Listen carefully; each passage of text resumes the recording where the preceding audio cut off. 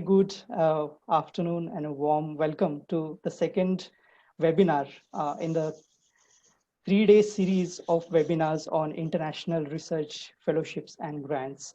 Yesterday, we had a session on Humboldt fellowships for advanced or experienced researchers.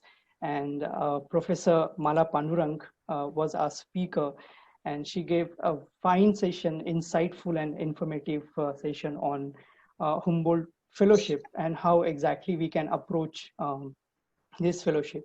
So today we have two bright scholars with us who are also Fulbright scholars. Dr. Paramita Chakrabarti, who has been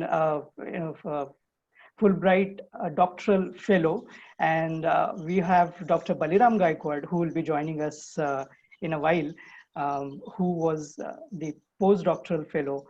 So these two scholars are going to share their experiences and help us navigate through this process of applying for fellowship.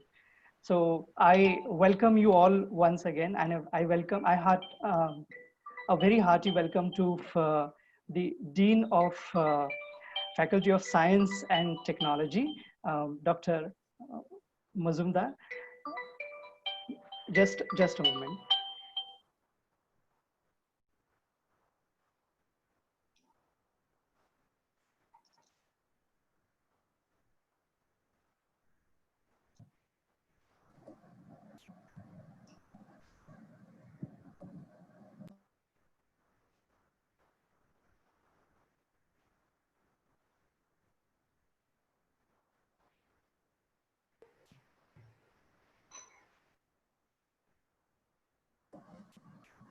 So on behalf of IQAC University of Mumbai, I welcome all the participants for the second webinar which IQAC is organizing along with the Shastri Indo-Canadian University Center. The intent of the webinar has been already stated and explained by Sachin. I welcome you all. I welcome Dr. Baliram Gaikwad, which already Sachin has stated is a Fulbright fellow, and also Dr. Paramita Chakrabarti, who will be, I believe, already there or maybe joining in very soon. I welcome Dean of Science and Technology, Dr. Anuradha Majumdar, and thank her for accepting our invitation to be here to address the session as well as the participants and to encourage them. Research, I believe we all will accept as very integral component of the university culture. Not just university gains when the faculty is and is getting grants, but it is also extremely prestigious for the faculty themselves in case they are getting the grants and are winning awards which come under international prestigious component. So I welcome you all, and I hope that it will be a great learning session, and we can take it forward as under the guidance of Dr. Sachin now onward. Yes, Sachin. Thank you, ma'am. Thank you very much. Now, since we have been joined by one of our scholarly faculty and the Honorable Dean of Faculty of Science and Technology, I request Dr. Anuradha Majumdar to address the participants. Ma'am, please. Thank you, Sachin. I congratulate Dr. Smita Shukla, IQAC, University of Mumbai, and Dr. Sachin Labade, Shastri Indo-Canadian Institute's University Center for organizing these 3 webinars focusing on international research promoting organizations. Very, very much relevant, Sachin and Madam. Yesterday, what was covered was the Humboldt Fellowship. And today, as Sachin very nicely, I can understand he's an English professor. We said Fulbright Fellowship, and Madam and Sir both of recipient of the same. And tomorrow, the outreach will be regarding research grants offered by the Shastri Indo-Canadian Institute. Sachin will be, I think, best equipped to do that. to its member institutes, which includes University of Mumbai. So we have a center here. Dr. Smita Shukla, my dear colleague, has been formulating very needed teachers orientation through IQAC. So first, I remember her series of orientation and training was on Moodle and on online teaching. And now they've moved on to research and how to leverage on that and create awareness on international research promoting organizations. The IQAC, as I can see, is leveraging on the demographic advantage of the young faculty of our departments, one being Sachin, I can make out. And this current today's session will be moderated by Dr. Anagha Kamble. She is from the Department of History. So you can make out that, we want our young faculty to take up the mantle and to actually embark on serious research and collaborate and travel abroad and try to enrich their research experience. We are happy to have Dr. Baliram Gaikwad, who has been the Fulbright Postdoctoral Fellow, and Dr. Paromita Chakravarti, Fulbright Nehru Doctoral Fellow amongst us, to discuss their experiences with respect to how to apply, timing, having your checklist in place, and also how they went on to receive the fellowships. The United States India Educational Foundation, USIEF, announces every year a series of a couple of awards and fellowships. Some are students awards, like doing your master's there, the master's fellowship, scholars and teachers awards for teachers to go to US universities, share their research, also take in classes, etc. And the professional development program, which basically hones and develops leadership and specialized skills in the visiting scholars. I would like my dear colleagues and participants, I know there is, Sachin was saying there are 240 registrants for this three series session. And I feel it's very important for us to take cognizance of the number of awards and fellowships which are offered by these bodies so that you can leverage and take advantage of it. So the Indian Fulbrighters, as you know, we have two amongst us today, Dr. Baliram and Dr. Paromita. They are known as the ambassadors of change. And they are not only ambassadors of change, they are also our representatives to another foreign country and play a very important role in the image of our educational system, our research, and India per se. So the number of Fulbright Nehru fellowships which are offered every year include the Master's Fellowship, Doctoral Research Fellowship, Academic and Professional Excellence, Postdoctoral Research, and Internal Education Administrators Seminar, which is for more in leadership position.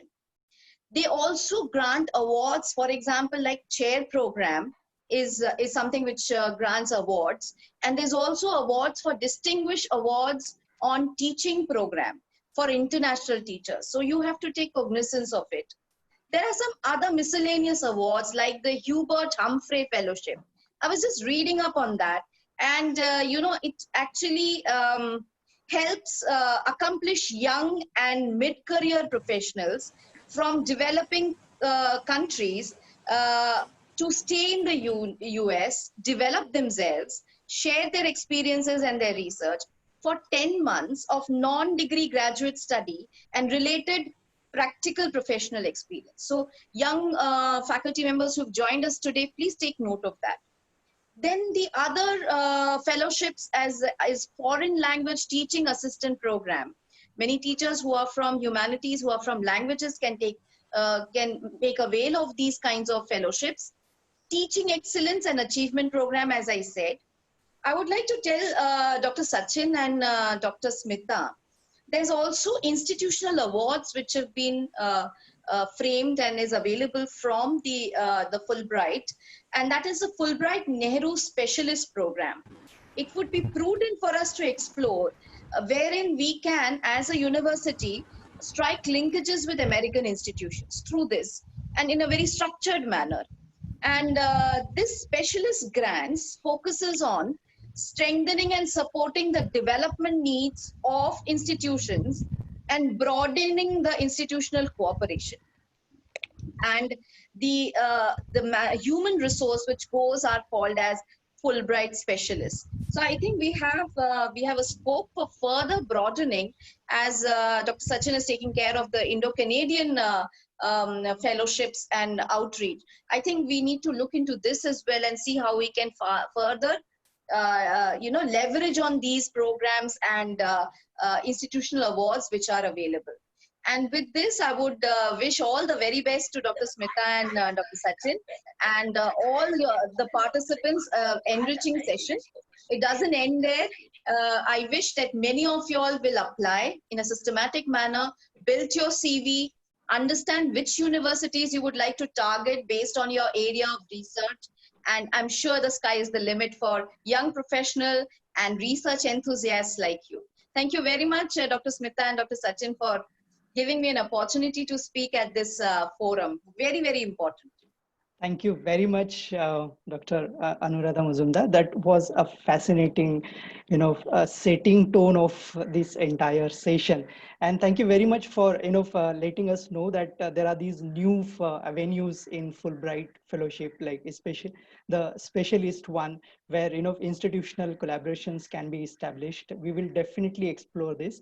And we must admit, like I personally do admit that this is just the beginning and we are trying to explore. I will definitely have the second and third phase of this, Yes. where, more of our colleagues and research scholars from the University of Mumbai, start exploring and joining, or making efforts towards these and such fellowships. So thank you very much once again for your insightful session and guiding us on different fellowships and explorations. Thank you. All the very best. Thank you, ma'am. Now, since I have said this right in the beginning, and I repeat this, that we have to finish this session or close this session before 5 or 5 minutes before 5. So we wouldn't really like to stay between the participants and the speakers. So I'll request my colleague, Dr. Anagha Kamble, to take over the charge as moderator. Before that, I welcome Dr. B.N. Gaikwad, who has joined us before some time. And as far as the sequence is concerned, if any of the participants have their mics unmuted, I request them to mute their mic so that we are able to have very smooth session. So first we will request Dr. B.N. Gaikwad to make his presentation on postdoctoral fellowship and his experience and how we can navigate through it. And then we'll request Dr. Paramita Chakrabarty to share her experiences as doctoral fellow. So without wasting much of your time, I request Dr. Anagha Kamble to take over the charge. Dr. Anagha Kamble. Thank you, Dr. Sachin. Very good evening to everyone. It is indeed a pleasure to introduce Dr. Baliram Gaikwad, who has more than 21 years of teaching experience at the undergraduate and the postgraduate level. Sir being a Fulbright postdoctorate fellow at the University of Florida, United States in 2013. Sir has also had many administrative appointments. Currently, Sir is the Vice Principal of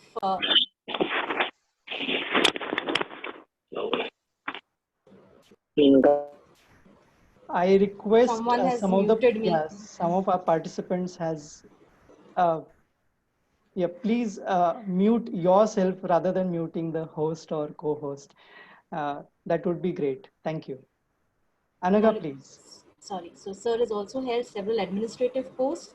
He is the Vice Principal of Degree College of N.G. Acharya D.K. Marathe College. Sir is very well published. He has several books and articles to his credit. He has also been the editor-in-chief and on several editorial boards of several journals. He has also completed a minor research project of the University of Mumbai. He has been a resource person at several conferences, seminars, has been a keynote speaker. So indeed, we have a very established scholar here today with us. And I request Sir to kindly address all of us. Over to Dr. Gaikwad.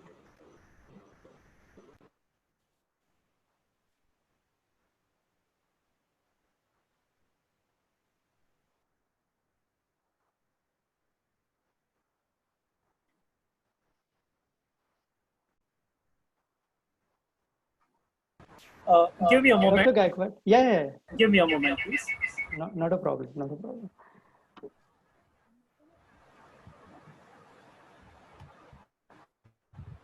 In the meanwhile, I just have a request to those participants who have joined on receiving the link, but they have not registered. We will have problem in sending you the link for feedback.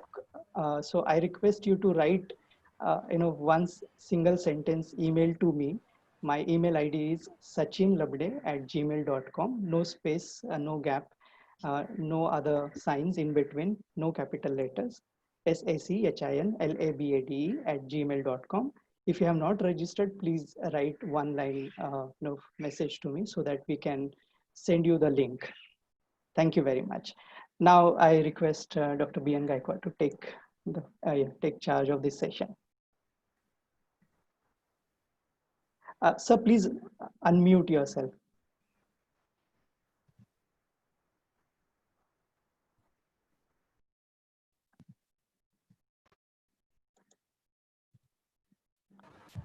Yes. Good evening, everyone. Dr. Sachin sir, Professor Anagha madam, and all dear colleagues, Dr. Muzumdar madam, everyone here. Dr. Sachin, at the outset, I must say a little about the kind of a mess here in Navi Mumbai today. I must apologize for being slightly late and also being disorganized. But I am not to be blamed. It is the nature should be blamed. At this particular moment, what comes to my mind is Mephistopheles. Mephistopheles doesn't allow us to doesn't allow Dr. Faustus to sign, but here I don't know, somehow today nature turned out to be kind of in the role of a Mephistopheles, not allowing us to learn. But I think we'll take this call very, very positively, and probably that's a very positive note to begin with, that the journey of Fulbright is not that easy. Nature also sometimes stops, but we really have to overcome the facts, the kind of challenges that we face, and we have to go ahead with this. So Dr. Sachin Labde sir and organizing committee, University of Mumbai, IQAC, everybody, I'm so thankful for inviting me for this talk today. So to begin with my topic, I really, friends, I believe this is to be extremely an honor for me, repeatedly coming to the department and contributing in various capacities, be it BOS member, be it various kinds of other assignments. So friends, I'm indeed extremely happy to share with whatever little I know about a Fulbright postdoctoral fellowship. And I would like to share certain things with you which I could work upon. And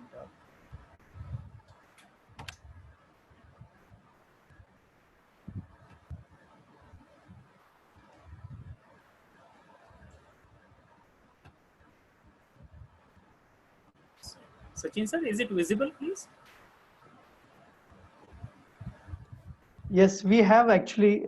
Yes, now we can see the screen. Right. Probably it takes some time to. I think it's working now, right? Now it's working. Yes. So friends, what is Fulbright Fellowship, and what is Fulbright Fellowship? How Fulbright postdoctoral fellowship helps us, work for us, and how we should utilize. These are some of the things in a very succinct manner. I'll try to present it because I heard the announcement also that we have to wind it up before 5. I will try to be very succinct. Friends, what is Fulbright Fellowship? Just to understand, I would like to give you an instance. Mr. S.M. Krishna, Dr. S.M. Krishna, the late Chief Minister of Karnataka, when he went to US on certain assignment, when he was the then Chief Minister, I'm very happy to announce that he was introduced there in US as Fulbright Fellow and not as a Chief Minister. I think from this one instance, we understand that once Fulbrighter, we become the team, we become the member of the global fraternity, which talks about the global academic world and fraternity, the exchange of ideas which happens over there. So it's a bigger platform, probably the biggest academic platform in the world. It would sound like some kind of exaggeration if I talk like this, but being myself being part of this team for a long period of time now, since 2012, I'm part of this particular fellowship, as well as I'm part of many kinds of interviews, and also have delivered some lectures also prior to this on Fulbright postdoctoral fellowship. So considering that, if I say that Fulbright is one of the biggest, probably largest fellowships network around the world, and it has been highly esteemed. The kind of example that I cited just now, from that we should be able to understand what it means by Fulbright. And friends, uh, basically Fulbright gives us an opportunity for these following things. I am exactly talking about the kind of Fulbright fellowship announcement made this year. So those who are the aspirants who are trying even for this year, that means next year, but they have to start filling up application. In fact, we are on the deadline. Those who are seriously trying for Fulbright postdoctoral fellowship, for them, this is 2021-22 program already announced. And luckily, uh, we are, in fact, we all must thank Dr. Sachin Labde, Dr. Anagha ma'am, and the entire organizing team, because the time that they have chosen for this lecture, though today there are a lot of difficulties, but this period holistically, if you look at it, it is most appropriate time for us to know about this Fulbright postdoctoral fellowship, because the last date is in September. And since deadline is close by, we can definitely utilize the situation even today. And so 2021-22 Fulbright Nehru Postdoctoral Research Fellowship is something like this. It is basically for the Indian faculties as well as researchers. It's an opportunity for the researchers to build kind of research capacities, research network around internationally. It also provides access to the finest resources available in the US. Then we also get kind of we will be able to build long-term collaborative relationship with US organizations and faculties. The kind of our research areas and research expertise that we have, we can also collaborate with international faculties from that perspective. Basically, I have also gone through the questions, and we'll also take some of those questions. I'm trying to include the answers of those questions in my presentation. I'm going a bit fast, but Dr. Sachin, you can anytime interrupt me. Basically the fellowship period is 8 months to 24 months. Usually the proposal, in fact, the proposal has one column in it in which we have to respond, mentioning that how much time uh, the the the research project, your research project's demands for completion of the research project that you have undertaken. So 8 months to 24 months is a varied time, but ideally, if it is 24 months time, in fact, one should avail entire period of fellowship, that is 24 months. The proposal must mention the fellowship period judiciously, when that judiciously word is for that purpose only. If one is applying and saying only I need 8 months or 10 months or 12 months, I think the whole idea of this postdoctoral studies, which has been framed, so our research project should not go out of that frame. That's why that judicious word is important here. The period of this fellowship is rarely changed. Means, suppose somebody says that I need 20 months for completion of my project, and later on you are saying, no, I'll complete it in only 10 months or 12 months or 26 months. Those kind of changes are not allowed, unless in a very exceptional situation those changes are allowed. Then what are the eligibilities for applying to this postdoctoral fellowship? Basically, one must have, the first point is extremely essential here, that one must have completed PhD within last 4 years. So those who have achieved their PhD degrees 10 years before, 15 years before, not that they don't have chances. Okay, for that, our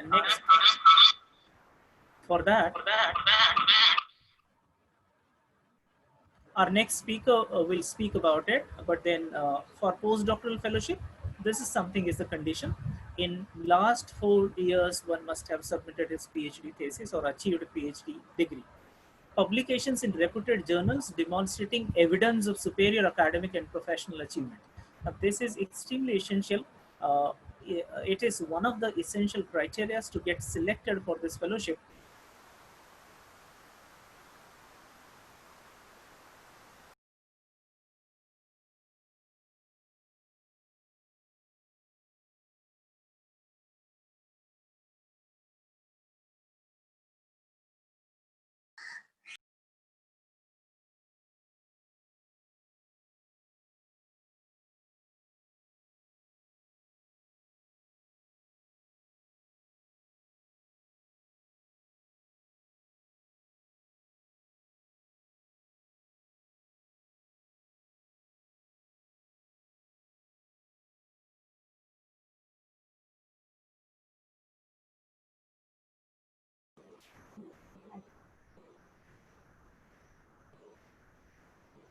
think there's a network issue.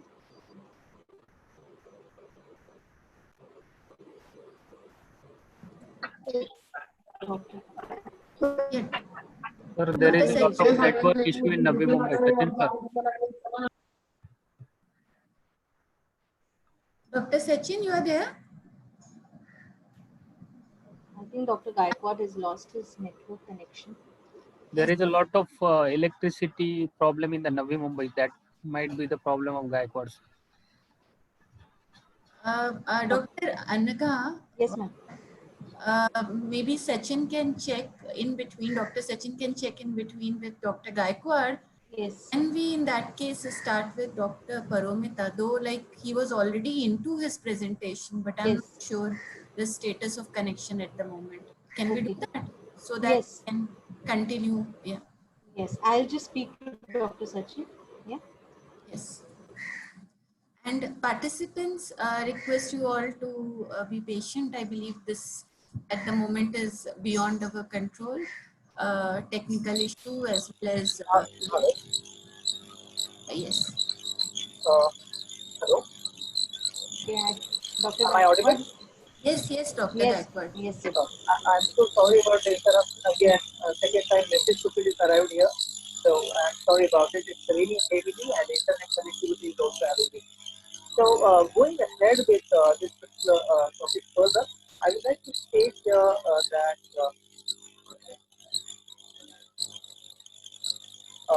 we should be able to establish a very strong link between our past research and the future research that we are proposing to do.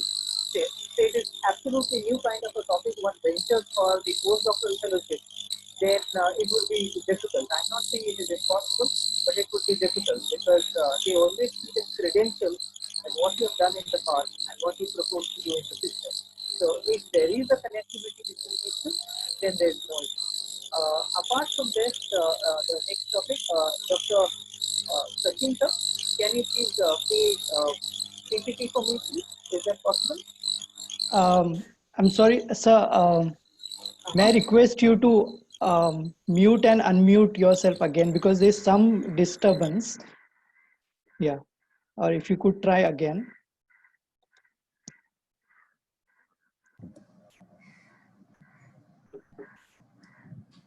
Yeah, please unmute yourself, sir, because there is some disturbance.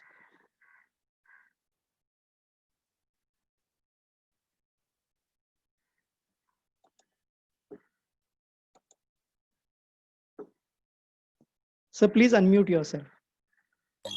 Okay. Yeah, sir, it seems there is some problem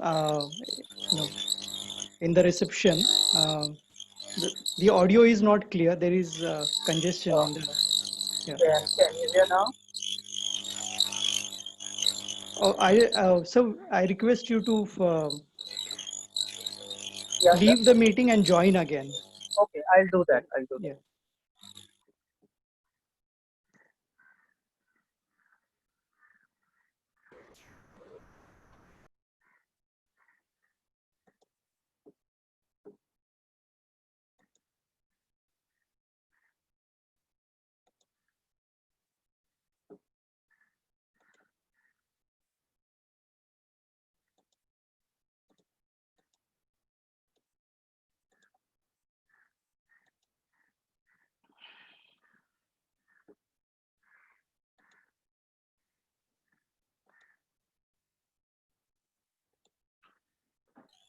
Hello, sir. Hello. Yes, sir. Yes, sir. Is it okay if I switch off my video and continue? Yes, sir. Dr. Gaikwad, just check once that maybe the sound is there because your phone and laptop are next to each other. So No, but laptop doesn't have internet. That's the problem. That is why I can't share in my PPT. No, that's okay. But are they both next to each other? Because the No, I disconnected that. yeah. Okay. Okay, so I wish to continue now. Please allow me for not using the video. Am I audible? So there is this disturbance. There's a lot of disturbance. Okay, it is absolutely silent. Yeah. Now also there is disturbance, sir. It's there, but yeah, it has minimized. Now, I think. Tell me when if it is okay now. Sachin sir, is it okay? Yeah, it is, that disturbance is there, but it has minimized. So I think you're quite audible now. In case that problem persists, then we'll just take a break. Yeah, We maybe, request Dr. Paromita to make Maybe, yes, presentation, we and can we do that. request you to come back. Is that fine? Absolutely. Yeah, absolutely fine. Yeah. Yes, sir. Yeah, thank you. Thank you. Dr. Paromita, if you are okay with this, we would request you to have your presentation, and then we will request Dr. Gaikwad to join again. Okay. Okay. Thank you. I'm really sorry about this, but if that's the only way of doing it, then I'm fine with it. Yeah, thank you. Okay. So, Sachin? Yes, Anaga. Can we go ahead with Paromita? Yes, Anaga, I request you to quickly introduce Dr. Paromita Chakrabarty. Sure. So dear participants, we are really sorry about this technical glitch. But thank you so much, Dr. Chakrabarty, for agreeing to present. So Dr. Chakrabarty is the Associate Professor and Head of the Department of English, and she's also the Director of the Global Research Initiatives at HR College of Commerce and Economics, where she has been teaching for almost 2 decades. She has been a Fulbright Nehru Doctoral Research Fellow at the Department of English, Indiana University, Bloomington for the years 2010-11. Her areas of research expertise include migration, diaspora, post-colonial studies, gender and nation. She has also published several research articles in reputed journals. She has also been a resource person at several conferences and refresher courses. And annually, she teaches a master's level seminar class on feminist critical theory at the University of Sheffield, UK, and has been an invited speaker for several seminar lectures at several universities, both in India and abroad. She also periodically contributes to newspapers and online journals. So indeed, we are grateful to you, ma'am, for accepting our invitation, and over to you. Thank you very much, Dr. Anagha. Thank you very much, Dr. Sachin, and everybody else involved in this, enterprise. I think it's a privilege to be able to speak about not just my own experience, but also in terms of how this experience can benefit a shared community. So I'd like to start straight away. I am also very sorry about this interruption. I only wish Dr. Gaikwad could finish his presentation, but I'm sure, I'll wrap up quickly. I'll share my screen, and we'll begin with what I have to talk about. I think the Fulbright Fellowship is indeed one of the most prestigious and reputed fellowships that anybody could aspire to, get or be rewarded with. And it is, interestingly, it covers a whole gamut of, fellowships and grants for all kinds of people. So you've got student fellowship, research scholars, university faculty, school teachers, professionals, NGOs, and also many others. Just a minute. This was where I was, and I was working at the Department of English, which is located at at the Ballantyne Hall, and it's absolutely jaw-droppingly beautiful university. So yes, I went in 2010-11 as a doctoral fellow. The university, of course, is a public research university, which was established in 1820 and has one of the, very many programs which are absolutely top ranking. I was keen on this university because my project, my dissertation was mostly feminist, study of literature. So I was keen on this university because it was one of the most, well-equipped universities in terms of gender studies. So that was one of the reasons why I chose this university, and thankfully the university also chose me. Moving on, I mean, in 1956, we became part of the Fulbright, program, and Prime Minister Jawaharlal Nehru with US Ambassador Loy Henderson signed this, bilateral agreement, which established the Fulbright program in India. And today what we see is the nomenclature has changed. Earlier it was only the Fulbright, and today we have Fulbright Nehru Fellowships. That's because India also is now, a contributory to the fellowship fund. So we have renamed UCEFI as UCF, And the core programs now are known as Fulbright Nehru Fellowships to honor India's first Prime Minister who signed the binational treaty. So India and United States both fund the Fulbright program as equal partners. And before we even move on, it's important to note that it is one of the most rewarding educational experiences for anybody. And the international aspect of Fulbright program is so intense and so fulfilling that in order to be able to, have this experience is a reward in itself. And I think it covers almost all areas of graduate study except medicine. And international students, more than 155 countries participate in this program. So you can imagine the kind of internationalization that happens when you are part of this program. And interestingly, this program will cover all your fees, so you don't have to really dip into your own budget, because it covers all expenses, including tuition fees, living stipend. You get funding for books, as well as travel expenses, medical expenses, everything. So basically, it's one of the best programs that one could apply for, and if one receives it, it's absolutely life-changing and extremely rewarding. So there are a list of types of Fulbright fellowships and grants that one could source out for oneself. One is Fulbright Nehru Master's Fellowship for our university students who are graduating and would want to do a master's in the US. There's a Fulbright Nehru Doctoral Fellowship, which I went for, particularly for early career researchers. You have postdoctoral fellowship, which Dr. Gaikwad was speaking about.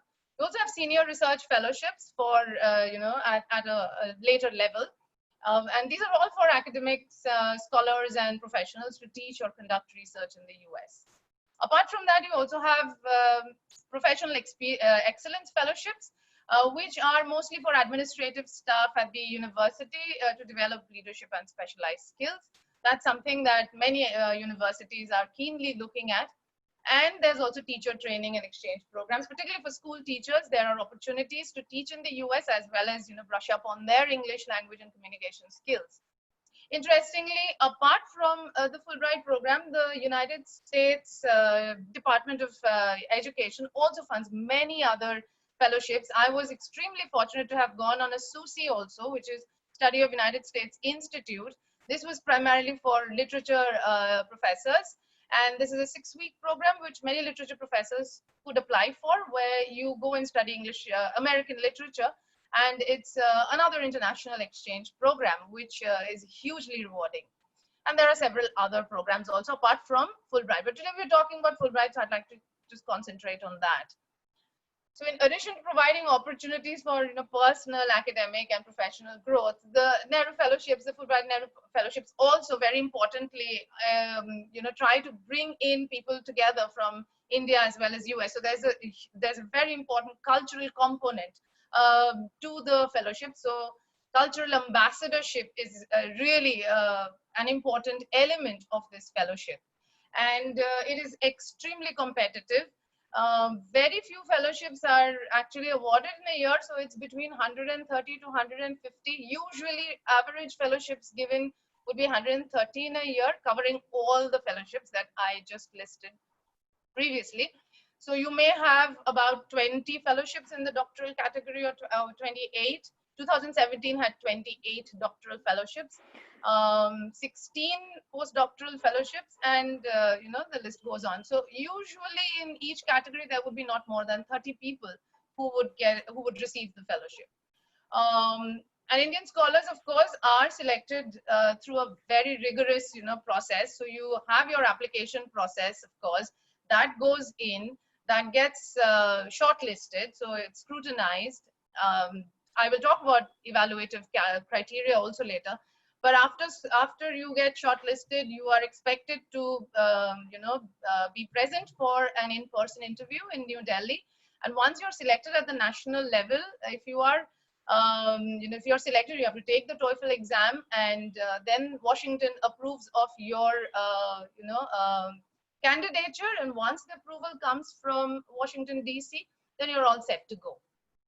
So the selection process, of course, is to look at individuals who will not just be interested, focused, and have a very, clear purpose of research, but also those who will perform the role of ambassadorship. So these are, I think, two key elements that the Fulbright Committee is looking for. You look at individuals who are committed to research, who have a very fine, clear outline project in mind, which will benefit both India as well as US, and will also be effectively cultural ambassadors for the nation. There are many fellowships, as I said, for all of us. And if you look at school teachers, there was a question that was posed to me that what about school teachers? Yes, school teachers have a teaching assistant program where early career teachers from overseas, that is from India, can go and teach 3 languages. It has to be on mother tongue, native language. So you could teach in Hindi, Bengali, or Urdu. But these teachers have to be English language teachers. So English teachers or students who have just started teaching can apply for this fellowship.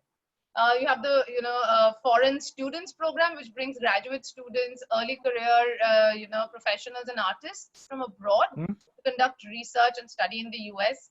You have the Fulbright Visiting Scholar program, Fulbright Scholar in Residence programs. So there are numerous programs apart from just doctoral fellowship and postdoctoral fellowship. As you can see, I have listed them here. I don't want to take too much time. One can read it. So there's Humphrey Fellowship, which Dr. Majumdar talked about. Arctic Initiative, so you have a multidisciplinary, environmental fellowship for problem solving and analysis, etc., etc. Now moving on to the core Fulbright fellowships, you have the Master's Fellowship, the Doctoral Fellowship, and the Postdoctoral Fellowship. So these are for our master's students. Students who have just finished their graduation can think of doing masters in the US. What happens is every year there are certain core areas of emphasis. They like to call it the core area of emphasis, which means that the Fulbright Committee is looking to support scholars in certain areas. So when I went in 2010-11, English was one of the core areas that they were supporting. So we had, I remember there were 3 English fellowships, three fellowships, doctoral fellowships given in English literature. I was one of them. But that year was the English literature year. Every year they have core emphasis areas. It is not to say that somebody who does not belong to these emphasis areas cannot apply, but this is just to let you know that most likely fellowships will be given in these areas until unless your project is so outstanding and your proposal is so important that they will fund you. But otherwise, these are their core areas. So you see, this year their core areas are the following. So you have culture management, heritage conservation, museum studies, economics, environmental studies, higher education and administration, and legal studies, public administration, public health, urban and regional planning, and women and gender studies. Interestingly, women and gender studies feature every year. So these fellowships are for highly motivated individuals, notwithstanding somebody who really wants to make a difference to their own scholarship as well as contribute to the existing scholarship, and of course demonstrate reasonable leadership qualities. These are for master's scholarship, master's fellowship, 2 years fully funded, complete your master's in the US. But you have to commit to return. And you must have finished 3+1 because in the US, their bachelor's degree is for 3 years. So it's ideal for, say, the university students who are studying first-year masters right now with us. So what are the eligibility requirements? I'm sorry, Sachin, please stop me if I'm, overshooting. So there are general requirements. The applicants must have, done all of this. They have completed their bachelor's with 55% marks, and they must have also had 1 year of, other degree.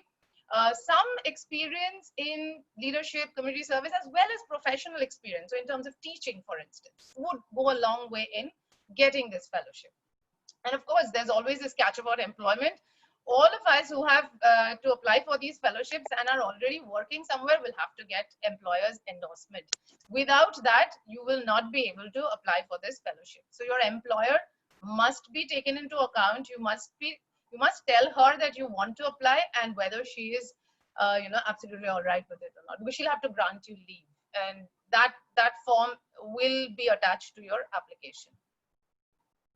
So this was my fellowship. Applied for this fellowship, and the most important thing to remember is you have to register for your PhD. You at least have to have a year and a half of work that you complete in India, and then you have a bit of study, say 12 months of study in the US, and you come back and finish your fellowship here. So ideally, you should go in between, say, first year you do in India, 1 year you do in the US, then you come back and write your thesis and submit. So 3.5 to 4 years, that's what is required. Right, and you can see the field of study this time also is largely the same as master's studies. And affiliation, yes, this is an important area. You must find out where you want to go. You cannot leave it to the Fulbright committee to decide where they want to place you, because they may place you somewhere you don't really want to, work in, or you really don't want to go.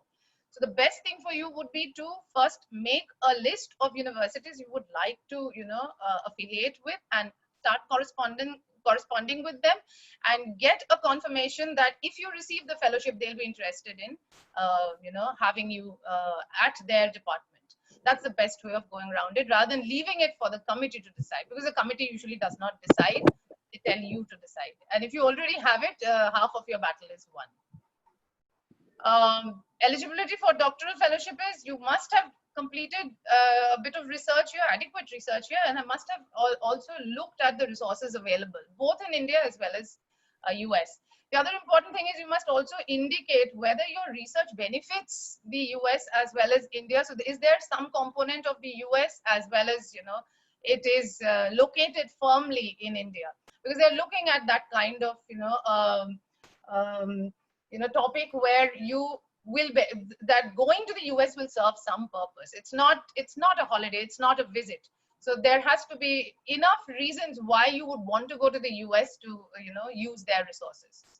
So best is to look for a project. If your research is based on the study of America, great. If it's not, then does your study of India lie in comparison with, US study? So is there a comparative element?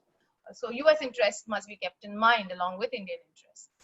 And as I've already said, please have a look. Applicants must have published, some sort of publishing history. You have to upload your paper on the application form, and if you're employed, you have to go through proper channel. Right. Hi, Paramita. I'm sorry yes. to interrupt you. Since it's 5:40 and we have 20 more minutes to go, will it be okay if we could just take 2 minutes to wind up? Sure. Because we will at least spend 5 minutes for question answers. Absolutely. And Dr. Baliram Gaikwad has to come back. Yes, sure. Yeah. I just want to leave you with then the fact sheets. That is, you have to concentrate. It's wonderful to think about, going there and doing your research. But before that, there's a lot of hard work. Writing an application is certainly not easy. So it is important to have a mentorship. Go for writing workshops. The UCF does a lot of writing workshop programs. So please apply for those. So look at, the requirements, and also ensure that you have a cultural component to your program. The brand Fulbright is not easy, but it's extremely rewarding. So all the best to people out there who wants to, apply.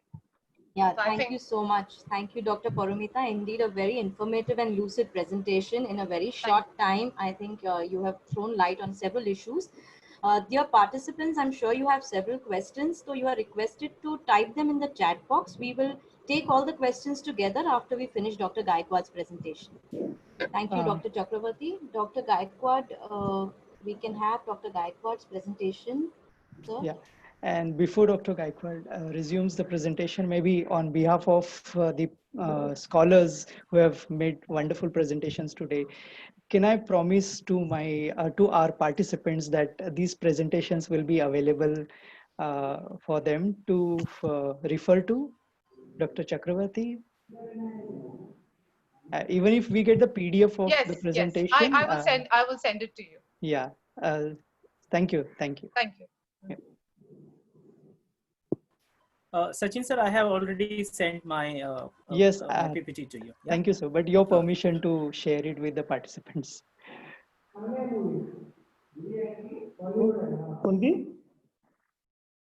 I request other participants to switch off the mute their mics. Kailash? Yeah, thank you. Yes, Gaikwad, please. Dr. Gaikwad.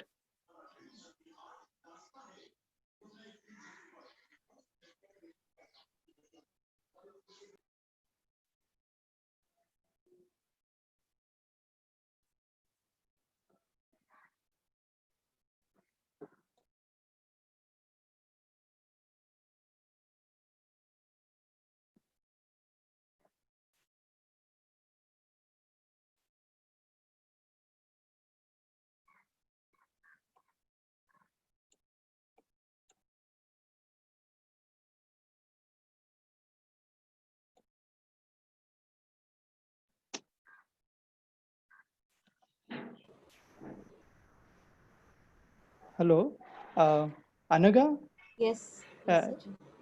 is Dr. Gaikwad with us? Or, Dr. Gaikwad is there, but he has to unmute. yeah, Dr. Gaikwad, I request you to unmute yourself. Yeah, so that we could begin with the session.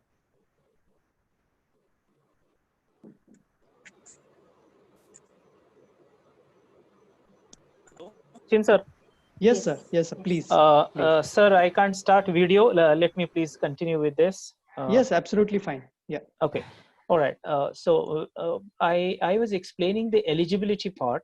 Let's continue from there. So, dear participants, I was talking about the eligibility for postdoctoral studies. I'm completely restricting myself to only postdoctoral studies. So for this, in Fulbright, we have to have first completion of a PhD within last 4 years. And I was also talking about the evidences that we have to show that there is consistency in research in what you have been doing in last several months, last several years, and what you want to pursue in future. So that is always linked to your past research. So this is extremely important here. Based on that only, the individuals will be evaluated.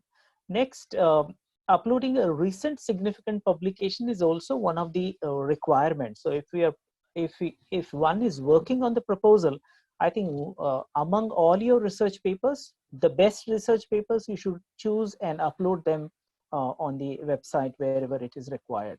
If we are employed, then in that case, endorsement from the administrative authority is required. That is in relation to submission of the application. So along with your application, your office, whichever college we are working in, university we are working in, NOC is required from that authority, that office. So this is essential eligibility for completion of or applying for the Fulbright postdoctoral fellowship. Then while submitting, while making Sir, an sorry application. to interrupt you. Are Yes, you sir. sharing the PPT? Because we Sir, don't. I can't share. Can you do that, please? I'll do apply? it. Yeah. No, Please. I'll share it from my side then. Yeah. Okay, please. Yeah. So that you just tell me, Yeah. when to shift. Please go on how to apply. Okay, just. How to apply is PPT number 7.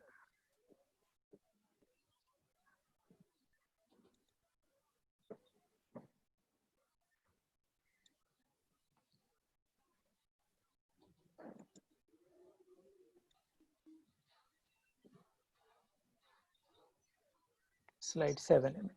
Yes. Yeah, over here. So with this, over here, we understand that we have to take the review of our application. First submission of the application. In fact, here it is given directly, the hyperlink I have given. So review is also there. We have to review our application before the final submission is there. Then we can also refer to the different kind of a checklist which is given, whether our application is complete, whether any kind of loopholes are there, whether any document which is to be uploaded is by mistake forgotten. So all this kind of a checklist is also given before submission of the application. This checklist is important. And apart from that, then we also have, in addition, complete. We have to also complete and upload the following documents. So document list is also provided there. So next, sir. Next, please. Next slide, please. Yes, the project proposal basically we are talking extremely technical area now. Here the project proposal is, we have to apply the website, everything is there. But how to make the proposal, how to draft the proposal, what makes our proposal outstanding among rest of the competitors, among rest of the application, that's the most crucial thing. Because this particular fellowship is absolutely open to all areas. It is just open to IAS officers, administrative officers, even some of the politicians were there also in our batch. So that talks about the kind of openness to the very varied subjects and the themes. So when we draft our proposal, we really have to look very, very critically in all the areas. So first of all, in which category of grant we are applying, that we should be absolutely clear about. Second, we have to select the research only, because Fulbright postdoctoral fellowship, there's a second column there, and which asks us for which category we are applying. So this category is research only. It is only for research. It is not for teaching. It is not for, we are not allowed to work during this period. So it is a research category that we have to select. And next, project statement. Now here the project statement is nothing but these are the things. Sir, next slide, please. In project statement or project proposal, these are the things that we talk about. So please, yeah, project proposal is basically the project title. In fact, friends, I would like to tell you that the second point that you see on the slide, which says the project title should succinctly describe the focus of the award activity.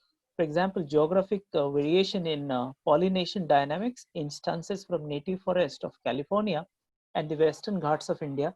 This is example given on the Fulbright website. So I have taken it for our reference directly from the website. This is just to understand that how we can define our title.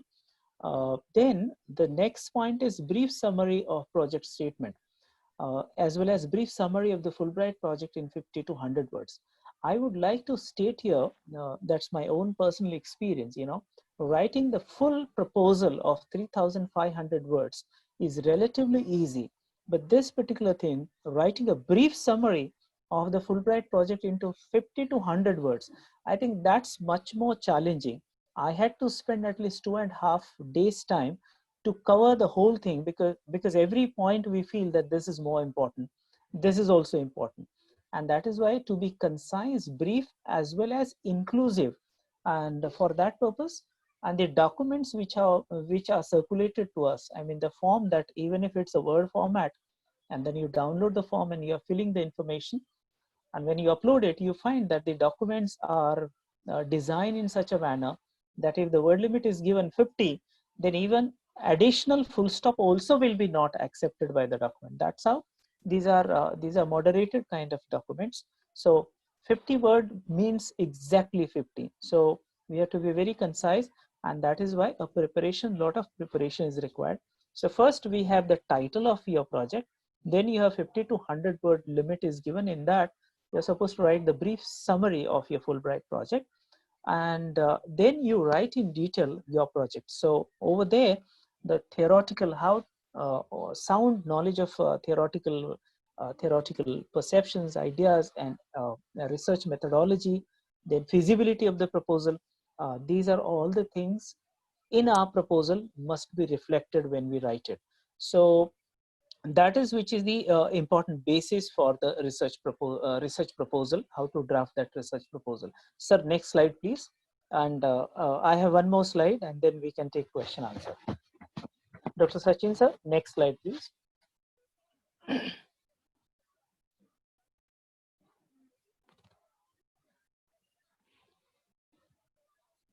Drafting research proposal, please. Previous, yeah, thank you. So friends, over here, drafting research proposal, I think in the entire this idea, the lot of psychological mental preparation, taking information from various resources, I think along with all that, what actually decides our strong candidature for Fulbright postdoctoral fellowship selection, I think this is the crucial slide among all the PPTs here. So you see a detailed project statement of not more than 5 single-space pages, that is inclusive of all 3,500 words.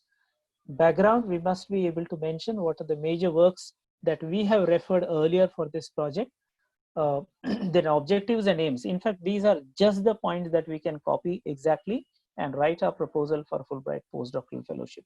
So objectives and aims of our project, how it is going to benefit, what are the objectives, what we are going to achieve out of this.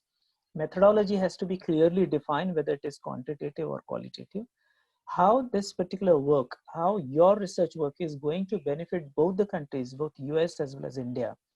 And we must not ever mention, in fact, it is not so, and we must not mention that I will have brighter opportunities in my own career if I pursue this Fulbright postdoctoral fellowship, though that is actually one of the side effects of this project.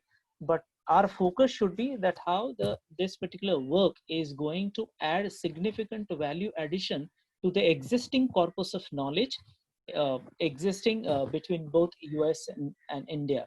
So I think from this perspective, we should write the significance of your research project to both India as well as USA. That's how the significance point should be highlighted.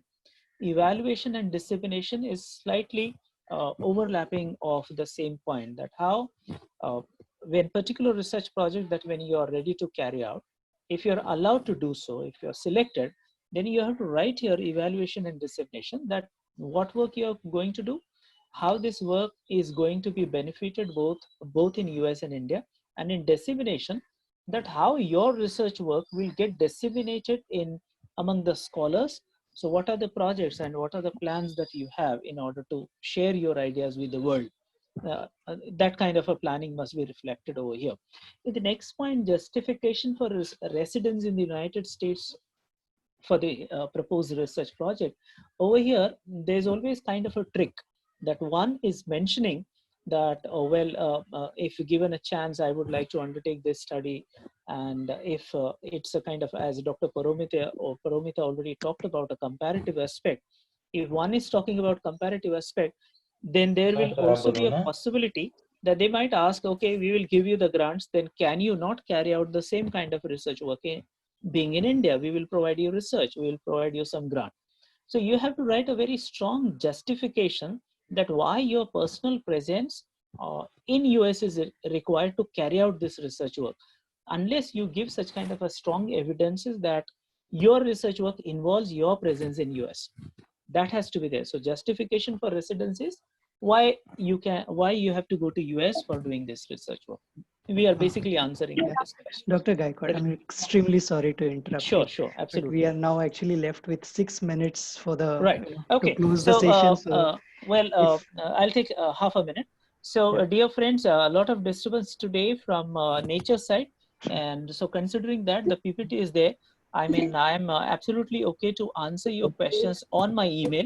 And Dr. Sachin sir, you can please share my email also with the participants. Thank you very much for inviting.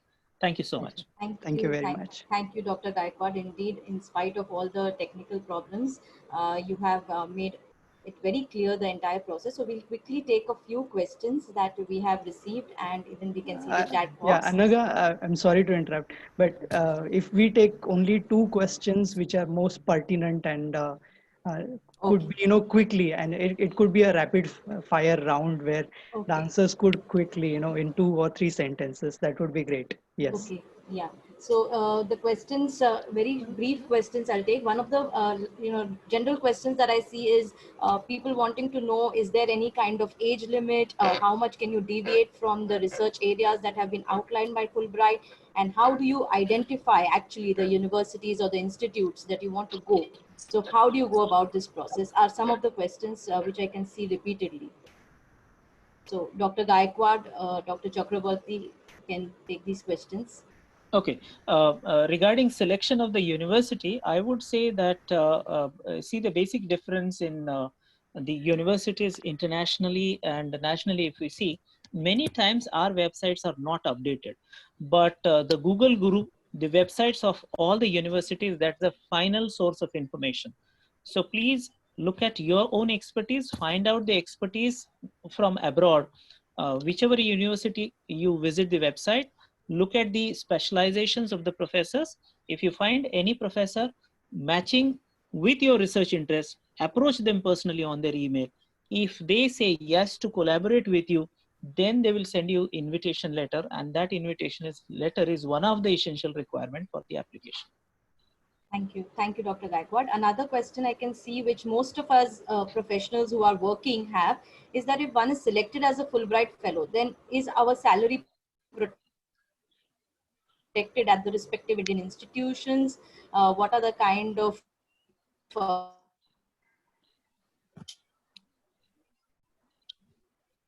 procedures we need to follow here? So any one of you could address that question?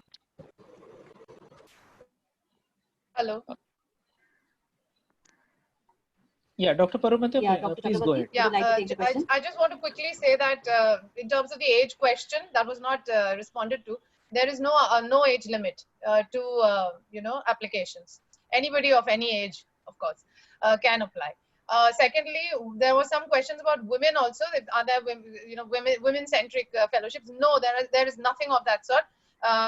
United States is an equal opportunities kind of place, so everybody gets equal opportunities irrespective of their gender. Thirdly, in terms of employment, yes, I think that is between you and your employer.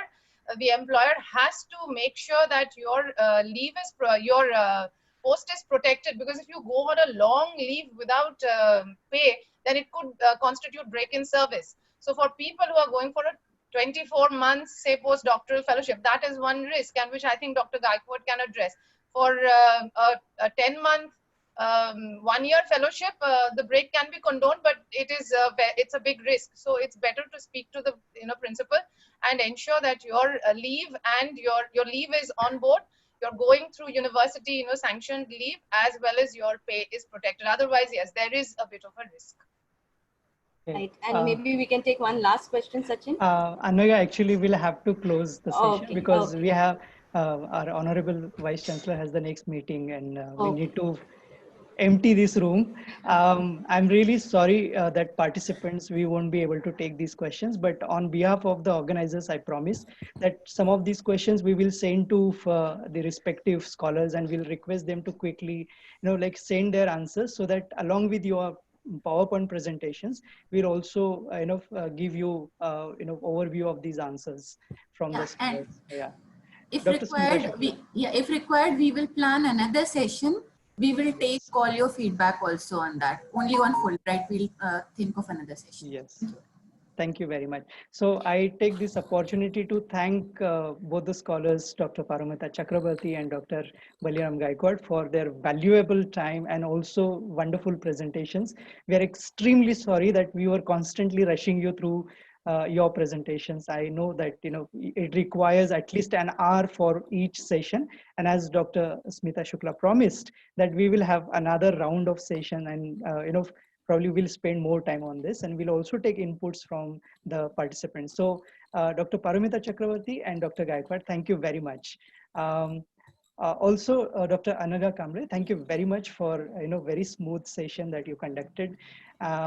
I also take this opportunity to thank again the Honorable Vice Chancellor, Pro Vice Chancellor, and the Registrar of the University for providing this platform.